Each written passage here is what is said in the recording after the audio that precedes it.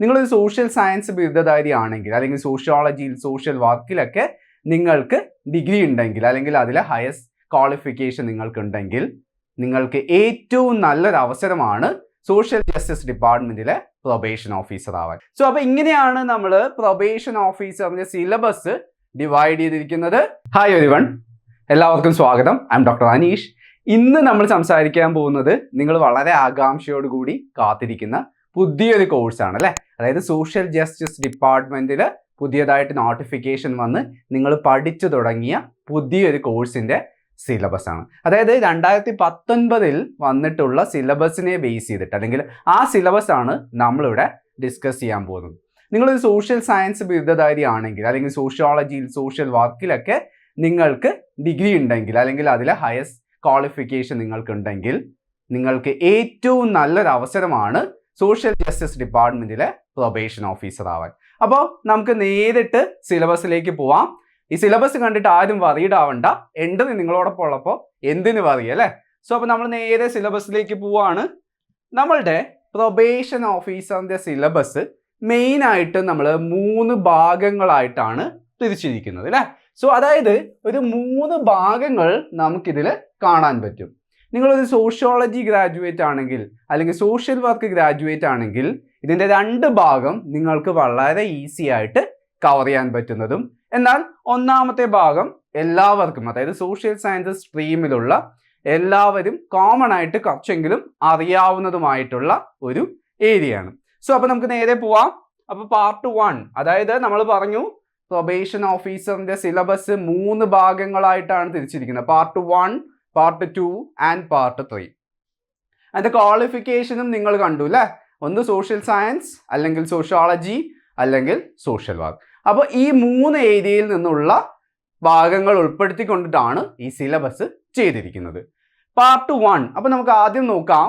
Part 1 എന്ന് പറയുന്നത് നിങ്ങളുടെ ജനറൽ നോളജ് അറിയുന്നതിന്, അല്ലെങ്കിൽ കറണ്ട് അഫയേഴ്സ് അറിയുന്നതിന്, അല്ലെങ്കിൽ റിനൈസൻസ് എന്ന് പറയുന്ന നവോത്ഥാനങ്ങൾ എന്നതിനെ കുറിച്ചിട്ട് മനസ്സിലാവുന്നതിന് വേണ്ടിയിട്ടുള്ള ഭാഗങ്ങളാണ് ഒന്നാമത്തെ പാർട്ടി വരുന്നത്. വളരെ ഡീറ്റെയിൽ ആയിട്ട് നമുക്ക് സിലബസ് ഡിസ്കസ് ചെയ്യാം. ആദ്യം ഈ 3 ഭാഗങ്ങളൊന്ന് നോക്കിയിട്ട് വളരെ ഡീറ്റെയിൽ ആയിട്ട് സിലബസിലേക്ക് പോവാം. അപ്പോൾ രണ്ടാമത്തെ ഭാഗം എന്താണ്? രണ്ടാമത്തെ ഭാഗം വരുന്നത് നമ്മുടെ സബ്ജക്റ്റ് റിലേറ്റഡ് ക്വസ്റ്റ്യൻസ് ആണ്. ഏതാ രണ്ടാമത്തെ ഭാഗം? സോഷ്യോളജിയിൽ നിന്നുള്ള വളരെ ഡീറ്റെയിൽ ആയിട്ടുള്ള കുറച്ച് ക്വസ്റ്റ്യൻസ് ആണ്. ആൻഡ് മൂന്നാമത്തെ ഭാഗം വരുന്നത് സോഷ്യൽ വർക്കിൽ നിന്നുള്ള ക്വസ്റ്റ്യൻസ് ആണ്. സോ അപ്പോൾ ഇങ്ങനെയാണ് നമ്മൾ പ്രൊബേഷൻ ഓഫീസറിന്റെ സിലബസ് ഡിവൈഡ് ചെയ്തിരിക്കുന്നത്. വളരെ ഈസി അല്ലേ. അപ്പോൾ നമുക്ക് ഡീറ്റെയിൽ ആയിട്ട് പോവാം. അപ്പോൾ ഒന്നാമത്തെ ഭാഗത്ത് വരുന്നത് എന്താ? General knowledge, current affairs, renaissance in Kerala അല്ലേ. അതായത് പൊതുവിജ്ഞാനം അല്ലെങ്കിൽ നിങ്ങളുടെ ഈ പറയുന്ന നവോത്ഥാനത്തിനെ കുറിച്ചിട്ടുള്ള കേരളത്തിൽ നിങ്ങൾക്കുള്ള അറിവ് അസസ് ചെയ്യാൻ വേണ്ടിയിട്ടുള്ളതാണ് ഒന്നാമത്തെ ഭാഗം. ഈ ഒന്നാമത്തെ ഭാഗത്ത് നിന്ന് കഴിഞ്ഞ വർഷത്തെ എക്സാമിന്റെ ക്വസ്റ്റ്യൻസ് അനലൈസ് ചെയ്യുമ്പോൾ ഈ ഭാഗത്ത് നിന്ന്, അതായത് പാർട്ട് 1ൽ നിന്ന് 20 ക്വസ്റ്റ്യൻസ് ആണ് ചോദിച്ചിട്ടുള്ളത്. ഓക്കെ, അതായത് വളരെ വ്യക്തമായിട്ട് വളരെ ഡീറ്റെയിൽ ആയിട്ട് നിങ്ങളിത് മനസ്സിലാക്കിയാൽ നിങ്ങൾക്ക് വളരെ ഈസി ആയിട്ട് സ്കോർ ചെയ്യാൻ പറ്റുന്ന ഒരു ഭാഗമാണ് പാർട്ട് 1. അതായത് 20 മാർക്ക് നിങ്ങൾക്ക് വളരെ ഈസി ആയിട്ട് സ്കോർ ചെയ്യാം, നിങ്ങൾ ഏത് ഡിസിപ്ലിൻ നിന്ന് വരുന്ന വ്യക്തിയാണെങ്കിൽ കൂടി. ഓക്കെ, നിങ്ങളൊരു PSCക്ക് പ്രിപ്പയർ ചെയ്യുന്ന വ്യക്തിയാണെങ്കിൽ വളരെ ഈസിയാണിത്. കാരണം ഭയങ്കര ഡീറ്റെയിൽ ആയിട്ടൊന്നുമില്ല, ബേസിക് ആയിട്ടുള്ള കാര്യങ്ങളാണ് ഇതിനകത്ത് പറയുന്നത്.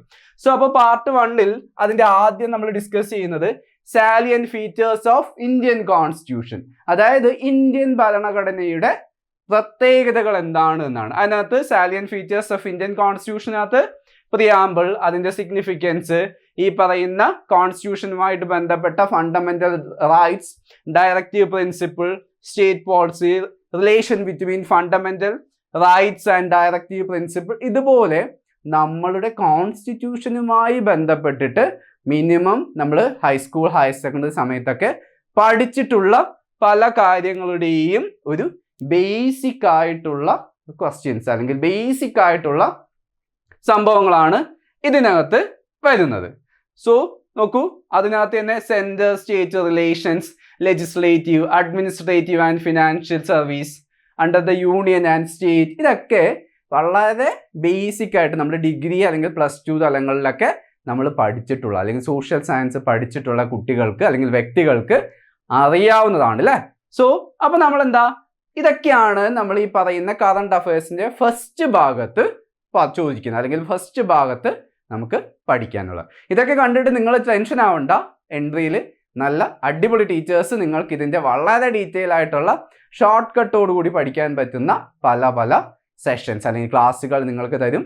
അത് കഴിഞ്ഞിട്ട് നിങ്ങൾ ഒന്നുകൂടെ ആലോചിക്കുക, ഇത് പാടാണോ എളുപ്പമാണോ, വളരെ ഈസി ആയിട്ട് മാർക്ക് സ്കോർ ചെയ്യാൻ പറ്റുമെന്ന്.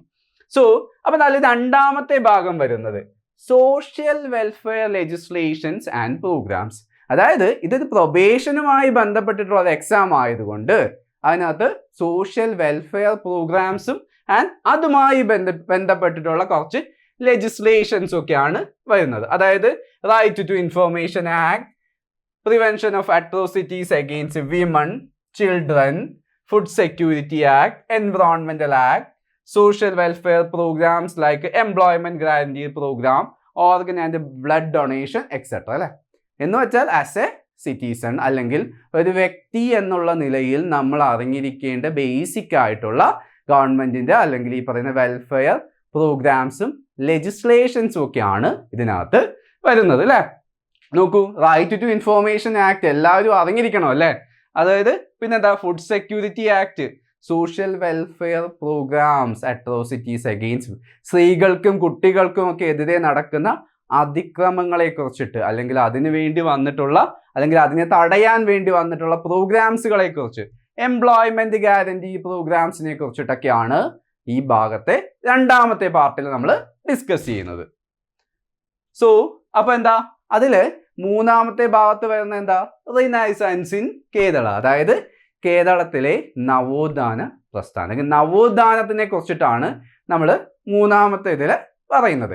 നമ്മളെല്ലാവരും പഠിച്ചിട്ടുള്ള ഹൈസ്കൂൾ UP ഒക്കെ പഠിച്ചിട്ടുള്ള ഒരുപാട് നവോത്ഥാന നായകന്മാർ, നവോത്ഥാനത്തിന് വേണ്ടി നടന്നിട്ടുള്ള പല പ്രശ്നങ്ങൾ അല്ലെങ്കിൽ ഈ പറയുന്ന സംഘടനകൾ, അതിനുവേണ്ടി വന്നിട്ടുള്ള പല പ്രസ്ഥാനങ്ങളൊക്കെ നമ്മൾ കേട്ടിട്ടുണ്ട് അല്ലേ. അപ്പൊ അതുകൊണ്ട് നമുക്കിത് കുറച്ചുകൂടെ ഈസി ആവും, സബ്ജക്റ്റിനെക്കാളും ചിലപ്പോൾ കുറച്ചുകൂടെ ഈസി ആവും. നന്നായിട്ട് വായിക്കുന്ന ഒരു വ്യക്തിയാണ്, ന്യൂസ് പേപ്പർ വായിക്കുന്ന വ്യക്തിയാണ്, അല്ലെങ്കിൽ ഈ പറയുന്ന അപ്ഡേഷൻസ് ഒക്കെ നടത്തുന്ന വ്യക്തിയാണെങ്കിൽ നിങ്ങൾക്ക് തീർച്ചയായിട്ടും ഈ സ്ഥലത്ത് ഒരുപാട് കോൺട്രിബ്യൂട്ട് ചെയ്യാൻ പറ്റും. ഓക്കെ, സോ അപ്പോൾ റിനൈസൻസ് ഇൻ കേരളയിൽ മെയിനായിട്ടും ടുവേർഡ്സ് എ ന്യൂ സൊസൈറ്റി, ഒരു പുതിയ സൊസൈറ്റിക്ക് അല്ലെങ്കിൽ ഒരു പുതിയ സമൂഹത്തിന് വേണ്ടി വന്നിട്ടുള്ള നവോത്ഥാനങ്ങളാണ്. Like introduction to English education, various missionaries and organisations, അതുപോലെ അവരുടെ പല പ്രിന്റിംഗ് പ്രസ് ഫാക്ടറീസ്, അതുപോലെ എഡ്യൂക്കേഷണൽ ഇൻസ്റ്റിറ്റ്യൂഷൻസ്. അപ്പോൾ നവോത്ഥാനവുമായി ബന്ധപ്പെട്ട് വന്നിട്ടുള്ള ഇതുപോലെ പല സംഭവങ്ങളാണ് നമ്മൾ ഈ ഭാഗത്ത് നോക്കുന്നത്. പിന്നെന്താ, അതിൻ്റെ രണ്ടാമത്തെ ഭാഗത്ത് നമ്മൾ നോക്കുന്നത് effort to reform the society. അതായത് നമ്മുടെ സൊസൈറ്റിയിൽ വന്നിട്ടുള്ള റിഫോംസ് അല്ലെ, അതിനുവേണ്ടി വന്നിട്ടുള്ള എഫേർട്ടുകൾ അല്ലെങ്കിൽ അതിനുവേണ്ടി എടുത്തിട്ടുള്ള ത്യാഗങ്ങൾ എങ്ങനെയൊക്കെയാണ് എന്നാണ് ഇവിടെ നോക്കുന്നത്. അതിലെ ഒന്നാമത്തെ പാർട്ട് നമ്മൾ നോക്കുന്നത് സോഷ്യോ റിലീജിയസ് മൂവ്മെന്റ്സ്, എന്താ പറയാ, സാമൂഹ്യപരമായിട്ടും മതപരമായിട്ടും ഒക്കെ വന്നിട്ടുള്ള മൂവ്മെന്റ്സുകൾ ഏതൊക്കെയാണെന്ന്. ഏതാ, നമ്മുടെ SNDP യോഗം, നായർ സർവീസ് സൊസൈറ്റി, പിന്നെ എന്താ സാധുജന പരിപാലന സംഘം, അതുപോലെ പല പല എന്ത് പറയാ സോഷ്യോ റിലീജിയസ് റിഫോം മൂവ്മെന്റ്സുകളെയൊക്കെയാണ് നമ്മൾ ഇവിടെ പറയുന്നത്. പ്രത്യക്ഷ രക്ഷാ ദൈവസഭ, സഹോദര പ്രസ്ഥാനം മുതലായ സോഷ്യോ റിലീജിയസ് ആയിട്ടുള്ള സംഭവം അല്ലേ.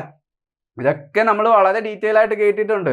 ശ്രീനാരായണ ഗുരുവിനെ കണക്ട് ചെയ്ത SNDPയും മന്നത്ത് പത്മനാഭനെ വെച്ചിട്ട് നായർ സർവീസ് സൊസൈറ്റിയൊക്കെ നമ്മൾ വളരെ വളരെ വളരെ ഡീറ്റെയിൽ ആയിട്ട് പഠിച്ചിട്ടുണ്ട്. എൻട്രിയിലെ ടീച്ചേഴ്സ് നിങ്ങൾക്ക് വളരെ ഡീറ്റെയിൽ ആയിട്ട് അതിൻ്റെ ക്ലാസ്സും തരുന്നതായിരിക്കും. ഓക്കെ, സോ അപ്പോൾ അതിൽ തന്നെ നമ്മൾ പിന്നെ രണ്ടാമതായിട്ട് പറയുന്നത് സ്ട്രഗിൾസ് ആൻഡ് സോഷ്യൽ റിവോൾട്ട്സ് അല്ലേ. ഇതിനു വേണ്ടി വന്നിട്ടുള്ള സ്ട്രഗിൾസും സോഷ്യൽ റിവോൾട്ട്സും ഒക്കെയാണ്. ഏതൊക്കെയാ, അപ്പർ ക്ലോത്ത് റിവോൾട്ട് അല്ലെ, ചാന്നാർ അജിറ്റേഷൻ, വൈക്കം സത്യാഗ്രഹം, ഗുരുവായൂർ സത്യാഗ്രഹം, പാലിയം സത്യാഗ്രഹം ഇല്ലേ, കൂടംകുളം സത്യാഗ്രഹം, ഇതുപോലുള്ള പല പല സത്യാഗ്രഹങ്ങൾ. അതായത് നമ്മുടെ സമൂഹത്തിൽ നിലനിന്നിരുന്ന പല എന്താ പറയുക നെഗറ്റീവായിട്ട് അല്ലെങ്കിൽ പല ഈവിൾസിന് എഗെയിൻസ്റ്റ് ആയിട്ട് നടന്നിട്ടുള്ള പല പല സംഭവങ്ങൾ അല്ലെ. ടെമ്പിൾ എൻട്രി പ്രൊക്ലമേഷൻ ആൻഡ് ഈ പറയുന്ന പല പല സംഭവങ്ങൾ Malayali memorial, Ezhava memorial, Malabar rights, ഇതൊക്കെ പോലുള്ള പല പല സംഭവങ്ങൾ നടന്നിട്ടുള്ള, അല്ലെങ്കിൽ പല പല സംഭവങ്ങൾ, അല്ലെങ്കിൽ ഇതിനു വേണ്ടിയിട്ടുള്ള പല ഈവിൾസ് മാറ്റുന്നതിന് വേണ്ടിയിട്ട് കേരള സൊസൈറ്റിയിൽ നടന്നിട്ടുള്ള പല സോഷ്യൽ റിവോൾട്സുകളെ കുറിച്ചിട്ടാണ് നമ്മൾ ഈ ഭാഗത്തിൽ പറയുന്നത്. പിന്നെന്താ, role of press in renaissance അല്ലെ. അതായത് ഈ പ്രസ്സിന്റെ റോള്, നവോത്ഥാനത്തിൽ പല പല പ്രസ്സുകൾ, ഏതാ, മലയാളി, സ്വദേശാഭിമാനി, വിവേകോദയം, ഇതുപോലുള്ള പല പല പ്രസ്സുകൾ, എന്താ പറയുക, മാധ്യമങ്ങളൊക്കെ, അല്ലെങ്കിൽ ഈ പറയുന്ന അച്ചടി മാധ്യമങ്ങളിലൂടെ വന്ന മാറ്റങ്ങൾ അല്ലെ. നോക്കൂ, മാതൃഭൂമി, എന്താ പറയാ, മലയാള മനോരമ, കേരള കൗമുദി, കേസരി അല്ലെ, ഇതുപോലെ യുക്തിവാദി, ഇതുപോലെയുള്ള പല പല മാധ്യമങ്ങളുടെ, അല്ലെങ്കിൽ ഈ പറയുന്ന role of press in renaissance ആണ് ഇതിന്റെ അടുത്ത ഭാഗം എന്ന് പറയുന്നത്. പിന്നെ എന്താ, ത്രൂ ദ ലിറ്ററേച്ചർ അല്ലെ. അതായത് ഓക്കണിങ് ത്രൂ ദ ലിറ്ററേച്ചർ, അതായത് ഈ പറയുന്ന എഴുത്തിലൂടെ നവോത്ഥാനം കൊണ്ടുവന്ന കുറെ നോവൽസ്, ഡ്രാമ, പോയട്രി, അതുപോലുള്ള നാടക പ്രസ്ഥാനം, ലൈബ്രറി മൂവ്മെന്റ്സ്, ഇതുപോലുള്ള കുറെ സംഭവങ്ങളാണ് നമ്മുടെ അടുത്ത പാർട്ടിൽ നോക്കുന്നത്. അപ്പൊ ഇത് കേൾക്കുമ്പോൾ എനിക്ക് അയ്യോ വളരെ ബ്രോഡാണല്ലോ, വളരെ ഡീറ്റെയിൽ ആയിട്ട് പഠിക്കണമല്ലോ എന്നൊക്കെ നിങ്ങൾക്ക് തോന്നും. അല്ല, നിങ്ങൾക്ക് പഠിക്കാൻ പറ്റുന്ന വളരെ ഈസി സ്റ്റെപ്പിലൂടെ എൻട്രിയിലെ ടീച്ചേഴ്സ് നിങ്ങൾക്ക് ക്ലാസ് തരുന്നത്. അപ്പൊ ഇതൊക്കെയാണ് ഈ പറയുന്ന ഏരിയയിൽ വരുന്നത്.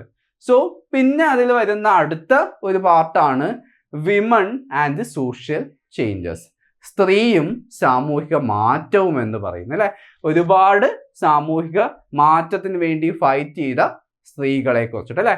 അക്കമ്മ ചെറിയാൻ, അന്ന ചാണ്ടി, ലളിതാംബിക അന്തർജനം, ആൻഡ് പാർവതി നേര്യമംഗലം, ആര്യ പല്ലം എന്നൊക്കെ പറയുന്ന ഒരുപാട് സ്ത്രീകളും ഈ പറയുന്ന നവോത്ഥാനത്തിന് വേണ്ടി പോരാടിയിട്ടുണ്ട്. അപ്പോൾ അത്തരം സ്ത്രീകളെ, അല്ലെങ്കിൽ സാമൂഹികപരമായിട്ടുള്ള മാറ്റത്തിന് വേണ്ടി പോരാടിയ സ്ത്രീകളെയാണ് ഇവിടെ പറയുന്നത്. പിന്നെന്താ, പിന്നെ നമ്മൾ പറയുന്നത് ലീഡേഴ്സ് ഓഫ് റിനൈസൻസ് അല്ലെ, നവോത്ഥാന നായകന്മാർ. ഇത് നമ്മൾ കുട്ടിക്കാലം മുതലേ കേട്ടിട്ടുണ്ട്. അസൈൻമെന്റിലൊക്കെ മറ്റേ പിക്ചേഴ്സ് ഒക്കെ വെട്ടി ഒട്ടിച്ച ആൾക്കാർ അല്ലെ. അതാ തൈക്കാടു അയ്യ വൈകുണ്ഠ്, ശ്രീനാരായണ ഗുരു, അയ്യങ്കാളി, ചട്ടമ്പി സ്വാമികൾ, അതുപോലെ ഒരുപാട് ഒരുപാട് സഹോദരൻ അയ്യപ്പൻ, പണ്ഡിറ്റ് KP, ഇതുപോലെ ഉള്ള ഒരുപാട് നവോത്ഥാന നായകന്മാരെ കുറിച്ചിട്ടാണ് നമ്മളുടെ ഇതിലെ അടുത്ത പാർട്ടിൽ നമ്മൾ ഫോക്കസ് ചെയ്യുന്നത്. ഓക്കെ, സോ ഇതും നമുക്ക് വളരെ സിമ്പിൾ ആയിരിക്കും അല്ലെ. കാരണം ഇവരെ കുറിച്ചിട്ടൊക്കെ നമുക്ക് അറിയാം. ആ ഒരു ഇൻഫോർമേഷൻ കുറച്ചുകൂടെ ഒന്ന് നമുക്ക് മുന്നോട്ട് കൊണ്ടുവന്നാൽ മതി. ഓക്കെ, സോ ആൻഡ് ബാക്കി ഒരുപാട് ആൾക്കാരുണ്ട്. നമ്മൾ നേരത്തെ പറഞ്ഞ പോലെ നവോത്ഥാന നായകന്മാരായിട്ട് അവരെ എല്ലാമാണ് നമ്മൾ ഇതിനകത്ത് പറയുന്നത്. പിന്നെ നമ്മൾ പറയുന്നത് ലിറ്റററി ഫിഗേഴ്സ് അല്ലെ.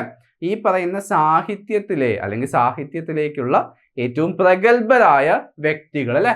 നമുക്കറിയാം കൊടുങ്ങല്ലൂർ കുഞ്ഞിക്കുട്ടൻ തമ്പുരാൻ, കേരളവർമ്മ വലിയ കോയിത്തമ്പുരാൻ അല്ലെ. അതുപോലെ ഒരുപാട് ഉള്ളൂർ S പരമേശ്വര അയ്യർ, പിന്നെ ശങ്കരക്കുറുപ്പ്, ചങ്ങമ്പുഴ കൃഷ്ണപിള്ള, ചന്തുമേനോൻ, വൈക്കം മുഹമ്മദ് ബഷീർ, കേശവദേവ്, തകഴി ശിവശങ്കരപിള്ള, പൊൻകുന്നം വർക്കി, ഇതുപോലെയുള്ള ഒരുപാട് എന്ത് പറയാ, നമ്മുടെ ലിറ്ററേച്ചറിൽ അറിയപ്പെടുന്ന, അല്ലെങ്കിൽ നമ്മുടെ സാഹിത്യത്തിലെ ഫിഗേഴ്സുകളുണ്ട്. അപ്പോൾ അവരെ കുറിച്ചിട്ടുള്ള കുറച്ച്, അല്ലെങ്കിൽ അതിൽ വളരെ ഫേമസ് ആയിട്ടുള്ള കുറച്ച് ആൾക്കാരെ കുറിച്ചിട്ടാണ് ഇതിൽ നമ്മുടെ അടുത്ത ഭാഗത്തിലേക്ക് വരുന്നത്.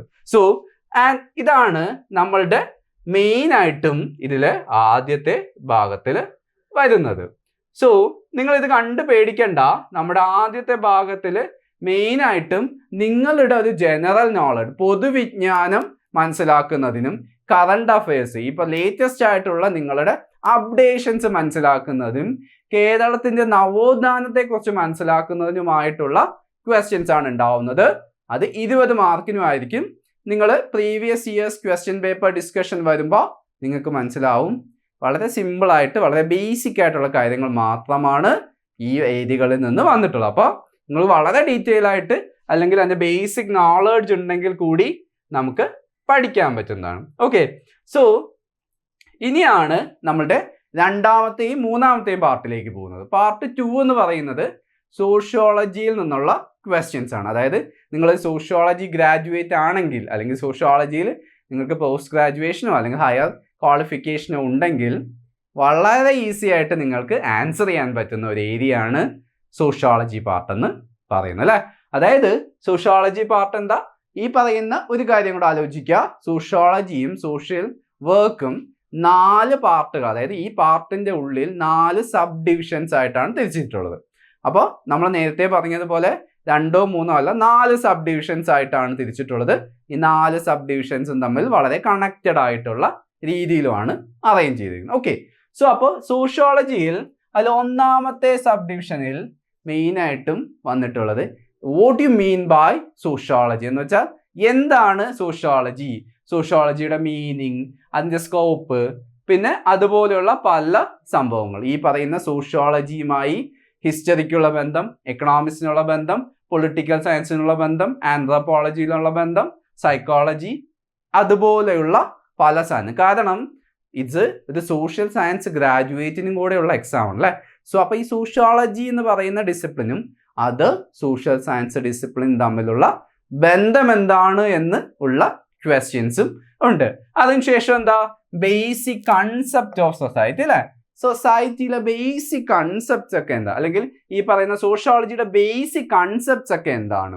അതിലാണ് സൊസൈറ്റി വരുന്നത്, കമ്മ്യൂണിറ്റി വരുന്നത്, അസോസിയേഷൻ വരുന്നത്, social structure, status, role, norms, ഇതുപോലുള്ള പല പല സംഭവങ്ങൾ വരുന്നത്. സോഷ്യൽ ഗ്രൂപ്പ്, പിന്നെ സോഷ്യൽ ഗ്രൂപ്പിന്റെ പ്രോസസ്സ്, സോഷ്യൽ ഗ്രൂപ്പിൽ തന്നെ എന്താ അതിൻ്റെ ടൈപ്സ് ഓഫ് ഗ്രൂപ്പ്, പിന്നെ social process, cooperation, competition, conflict, accommodation പോലുള്ള പല പല സംഭവങ്ങൾ വരുന്നത്. അതിൻ്റെ കൂടെ സോഷ്യൽ ഇൻസ്റ്റിറ്റ്യൂഷൻ ഏതാ, ഫാമിലി, മാരേജ്, കിൻഷിപ്പ്, റിലീജിയൻ, ഇതുപോലെയുള്ള സോഷ്യൽ ഇൻസ്റ്റിറ്റ്യൂഷനെ കുറിച്ചിട്ടും നമ്മൾ ഡിസ്കസ് ചെയ്യുന്നത് ഈ സോഷ്യോളജിയുടെ ഫസ്റ്റ് പാർട്ടിലാണ്. ഓക്കെ, സോ അപ്പോൾ വളരെ സിമ്പിൾ അല്ലേ, നമ്മൾ കേട്ടിട്ടും കണ്ടിട്ടുമുള്ള പല ഏരിയ ആണ് സോഷ്യോളജിയുടെ ഫസ്റ്റ് പാർട്ടി വന്നിട്ടുള്ള. എന്താണ്, സോഷ്യോളജിയുടെ ബേസിക് ആയിട്ടുള്ള സംഭവങ്ങളും ബേസിക് കൺസെപ്റ്റുകളും ഈ പറയുന്ന സോഷ്യൽ പ്രോസസ്സുകളും സോഷ്യൽ ഇൻസ്റ്റിറ്റ്യൂഷൻസും. ഇതൊക്കെ വളരെ ഡീറ്റെയിൽ ആയിട്ട് നിങ്ങളുടെ ഈ ക്ലാസ് എത്തും. നോ വറീസ്, എൻ്റെ നിങ്ങളോടൊപ്പം ഉണ്ട്, അതുകൊണ്ട് വറിയൊന്നും വേണ്ട. അതിലെ 2ാമത്തെ പാർട്ട് പറയുന്നത് society, culture and social change societies അല്ലേ. അതായത് നമ്മുടെ സമൂഹം, നമ്മുടെ സംസ്കാരം, നമ്മുടെ സൊസൈറ്റിയിൽ ഉണ്ടാവുന്ന കുറേ മാറ്റങ്ങൾ, ഇതൊക്കെയാണ് മെയിനായിട്ടും പറയുന്നത്. സോ മെയിനായിട്ടും അതിൽ tribal community, rural community, urban, industrial, post industrial എന്നൊക്കെ പറയുന്ന ഡിഫറൻ്റ് ആയിട്ടുള്ള കമ്മ്യൂണിറ്റി അല്ലെങ്കിൽ ഈ പറയുന്ന സൊസൈറ്റികളെ കുറിച്ചിട്ട്, ദെൻ നമ്മുടെ കൾച്ചറിൻ്റെ ഡെഫിനിഷൻ, നേച്ചർ, ഈ പറയുന്ന type of culture, material and non material culture എന്ന ടൈപ്പ് ഓഫ് കൾച്ചർ, പിന്നെന്താ സോഷ്യലൈസേഷൻ, അതുപോലെയുള്ള സോഷ്യൽ കൺട്രോള്, അതുപോലെയുള്ള പല പല സംഭവങ്ങളാണ് നമ്മുടെ ഈ പാർട്ട്, അതായത് സോഷ്യോളജിയുടെ 2ാമത്തെ പാർട്ടിനകത്ത് വരുന്നത്. സോഷ്യൽ ചേഞ്ചസ് ഏതൊക്കെ, ഇൻഡസ്ട്രിയലൈസേഷൻ, മോഡേണൈസേഷൻ, ഗ്ലോബലൈസേഷൻ, സെക്യുലറൈസേഷൻ, പിന്നെന്താ സോഷ്യൽ സ്ട്രാറ്റിഫിക്കേഷനും അതിൻ്റെ കൺസെപ്റ്റുകൾ. സോഷ്യൽ സ്ട്രാറ്റിഫിക്കേഷൻ അപ്പോൾ കാസ്റ്റ്, ക്ലാസ്, പവർ പോലുള്ള, ജെൻഡർ പോലുള്ള ഏരിയകളാണ് ഈ 2ാമത്തെ പാർട്ടിലേക്ക് വരുന്നത് അല്ലേ.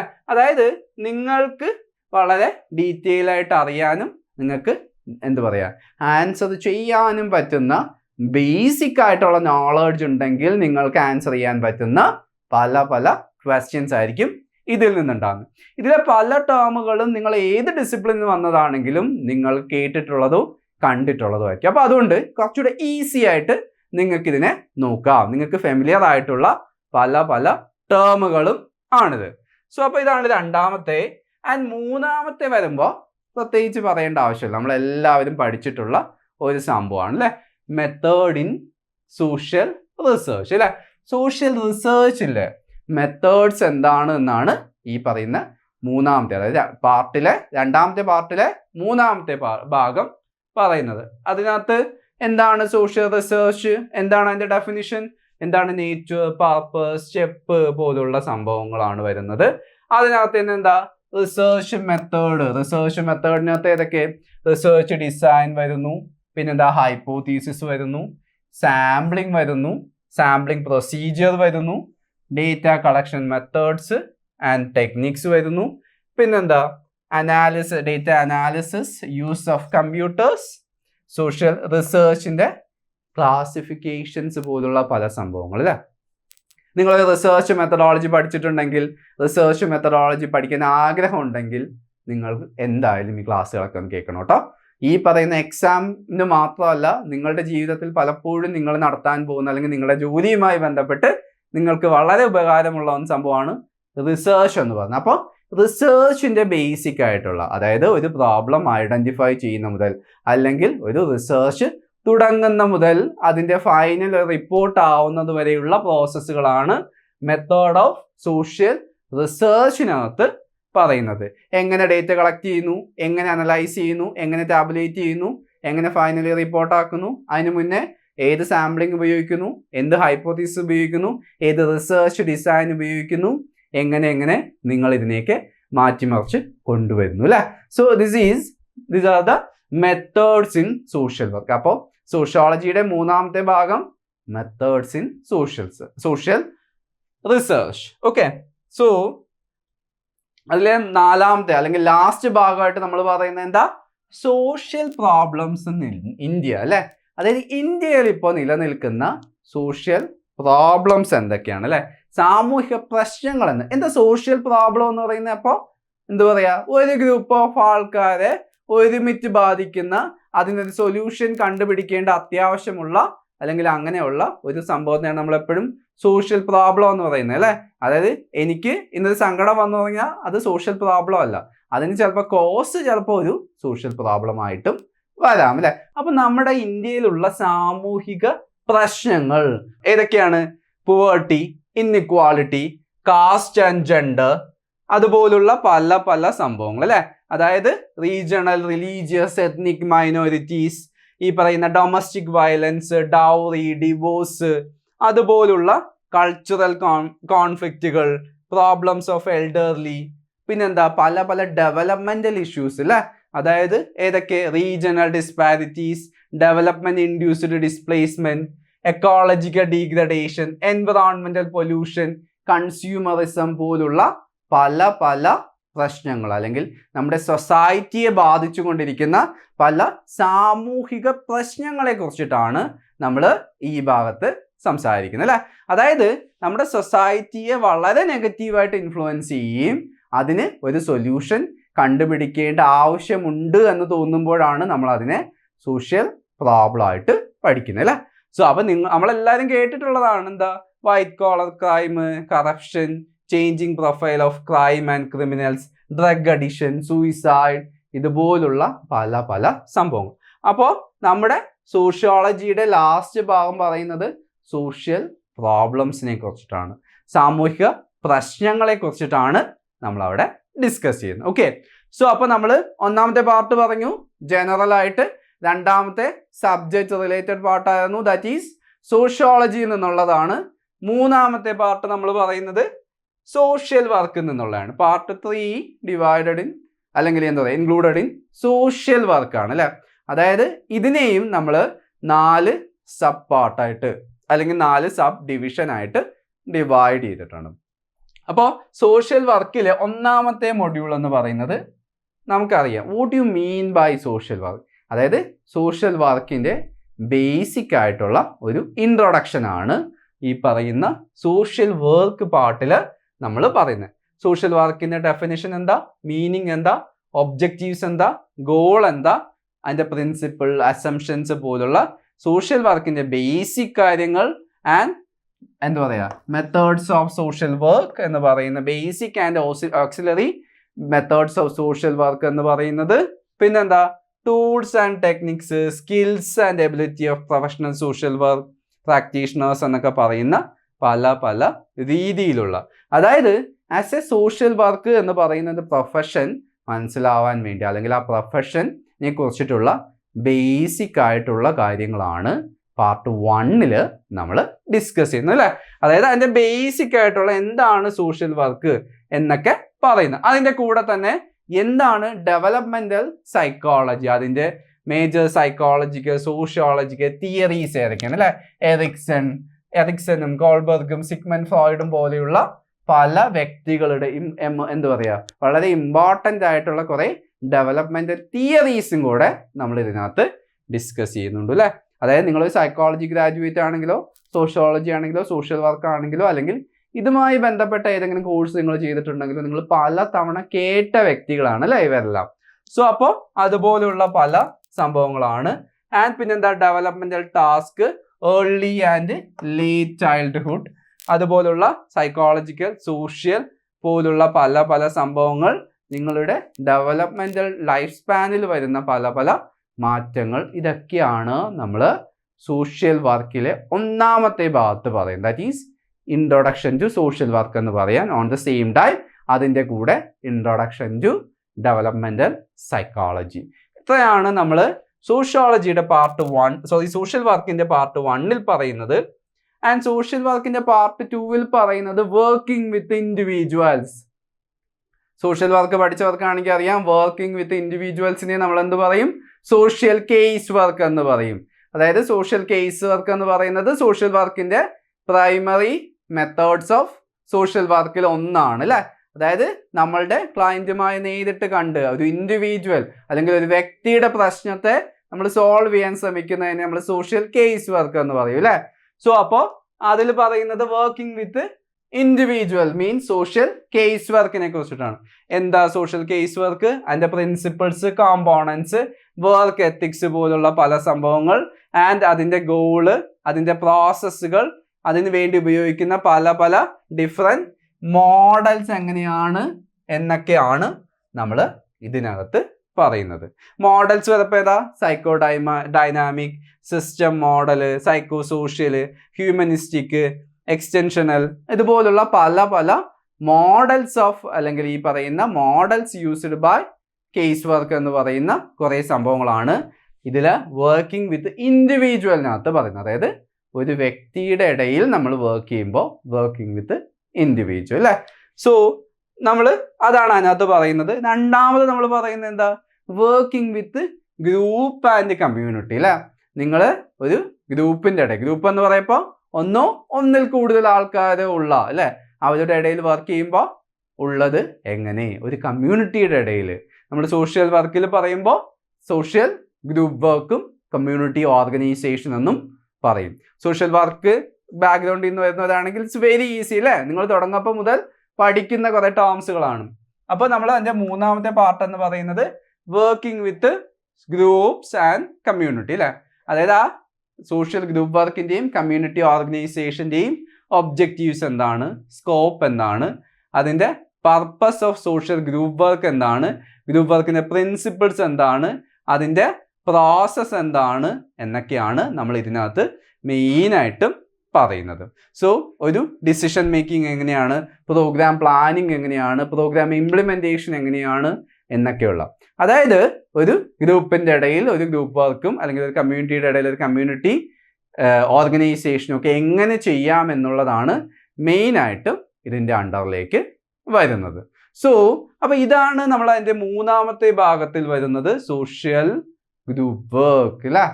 സോ ഇത് കേട്ടിട്ട് സോഷ്യൽ വർക്ക് പഠിക്കാത്ത ടെൻഷൻ ആവണ്ട, നിങ്ങൾക്ക് വളരെ ഡീറ്റെയിൽ ആയിട്ട് ഇതിൻ്റെ ക്ലാസ്സുകൾ കിട്ടുന്നതാണ്. അതിൻ്റെ കൂടെ തന്നെ എന്താ പറയുക, പ്രോസസ് ഓഫ് ഗ്രൂപ്പ് വർക്കും മോഡലും എല്ലാം ഇതിനകത്ത് നമ്മൾ പറയുന്നുണ്ട്. സോ ആൻഡ് ഇതിലെ ലാസ്റ്റ് പാർട്ടിൽ, അതായത് നമ്മുടെ സിലബസിൻ്റെ ലാസ്റ്റ് പാർട്ടിൽ പറയുന്നത് സോഷ്യൽ വർക്ക് അഡ്മിനിസ്ട്രേഷൻ ആണ് അല്ലേ.